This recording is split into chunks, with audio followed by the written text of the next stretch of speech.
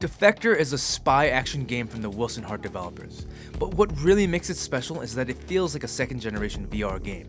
The premise is that you're the ultimate super spy. Defector draws clear inspiration from movies like Mission Impossible and the Jason Bourne films. It doesn't take itself too seriously though, and borrows some of the bombast from the recent Fast and the Furious blockbusters. This crowdfunded video is brought to you by my supporters on Patreon. If you want to see more awesome videos and get some extra goodies from me in the process, please consider supporting the Patreon. Thanks. Having played Defector, what really makes it special is that it feels like it's standing on the shoulders of VR games before it. Defector borrows many elements from other VR titles. Shooting and reloading your gun feels like a streamlined version of Onward's gunplay. Its hand-to-hand combat sequences take a page out of Knockout League's boxing. There are also driving segments where you can run people over. And there's even high-stakes climbing segments, which draws mechanics from Crytek's The Climb. Up until now, most VR games do one thing and do that one thing well. By combining so many working elements into a cool, cohesive narrative, Defector really separates itself from the VR tech demo stereotype. This makes it feel like an evolution of the medium. You could argue that these myriad mechanics simply form a compilation of VR gimmicks, but many of the best games borrow mechanics from one another. Take the beloved Uncharted series for instance. Uncharted didn't invent third-person shooting, climbing, or cover mechanics, but developer Naughty Dog managed to do them so well and blend them together in such a polished package that most gamers just sat back and enjoyed the ride. Defector is trying to do the same. Unlike Wilson's Heart, you play a no-named protagonist and there is no voice actor reading out your lines. For a VR game, I personally prefer this style of immersion, since in VR, you inhabit the character more than any other medium. In Wilson's Heart, I found it a bit jarring to hear someone else's voice come out of my body. Hello? Anybody here? In lieu of pre-recorded responses, Defector presents numerous dialogue options. Choosing the right option might make your life easier, choosing another might lead you down a divergent path. Choosing a series of wrong options might get you killed. I got a chance to sit down and speak with creative director Josh Baer, who elaborates on the branching pathways. Yeah, one of the big things we wanted to do with this was encourage replayability in the levels, but not kind of genericize it. So every level has a major branching point. So you'll play through the level and you can choose choice A or choice B. It doesn't affect the main narrative of the game, but different paths lead to completely different gameplay situations. So we encourage people to play those levels over and over. We also have an objective system, so you can bring up your objectives at any point. And by completing objectives in the level, you'll be able to unlock things in the game later on. So it's very much like a GoldenEye or a Tony Hawk, where you can play through the level, but then you want to play through like on harder mode or something like that, and you go through and kind of complete more things. So I'm trying to make each level have a ton of secrets and a ton of different things to do to make it more interesting for people to just replay. One of VR's greatest strengths is its ability to give you unparalleled agency.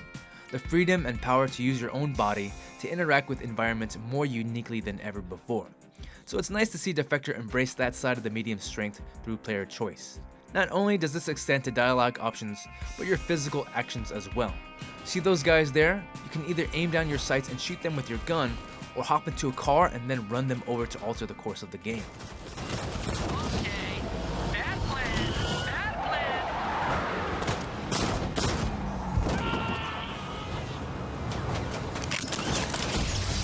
You are one crazy mother. Another aspect of Defector that separates itself from Wilson's Heart is that it features artificial locomotion, which allows you to freely explore the world with a joystick. This was something players clamored for from the company's inaugural VR game. As far as what we learned, I think the biggest, kind of feedback we got from Wilson that could help us as game developers was, people really want to explore the environment. We initially did our kind of teleport system to make it easier for anyone to play because of motion sickness. And with Defector instead, we're trying to give full kind of control to the player where they can go in and customize how they want to play it. So you can go walk around, you can go slow, you can go so fast, you can do whatever you need to do to kind of make sure you feel comfortable as you play. In comparison, Wilson's Heart used a more conservative node teleporting system designed to mitigate motion sickness at the cost of player freedom. A lot of hardcore gamers want games with artificial locomotion. Some won't buy a VR game if it doesn't support it. This leaves many VR developers in a bit of a quandary. Do they alienate a burgeoning player base at the risk of making other people motion sick? Baer elaborated on the notion of trying to come up with a happy middle ground.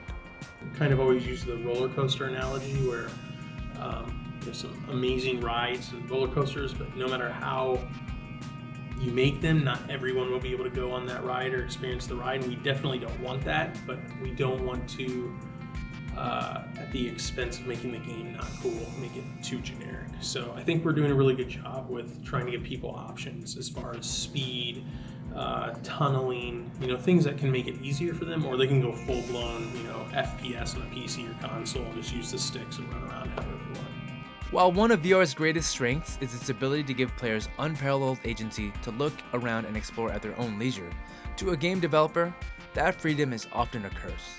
Numerous developers already struggle to get you to look where they want you to look in traditional first-person shooters. That problem is only exacerbated in VR. It's very challenging, especially coming from a console background. There's just a lot of new things you have to think about that you wouldn't normally think a console. And part of the design challenge is as soon as you put something on someone's head and they can see their hands and they can start to look around, it's very hard for you to get people's attention because their focus tends to start to go on things that you might not want them to focus on. So it's a challenge. You don't want to deny people the opportunity to pick up anything they see, but at the same time you want to make sure they're paying attention to all the work you've put into either that narrative or that action sequence. So it's a learning experience, but it's been really enjoyable so far, and I think we can continue to kind of push that forward. From a tonal perspective, Defector reminds me a little of Sony's cinematic London Heist VR short, which I greatly enjoyed. It will be a timed exclusive for the Oculus Rift and is set to release towards the tail end of 2018.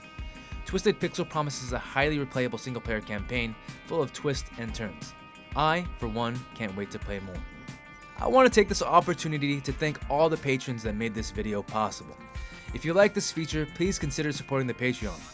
Every VR Conduit project is crowdfunded, and I write, edit, and produce everything. With your help, I can continue to create more unique stories that highlight the best the VR industry has to offer. Thanks.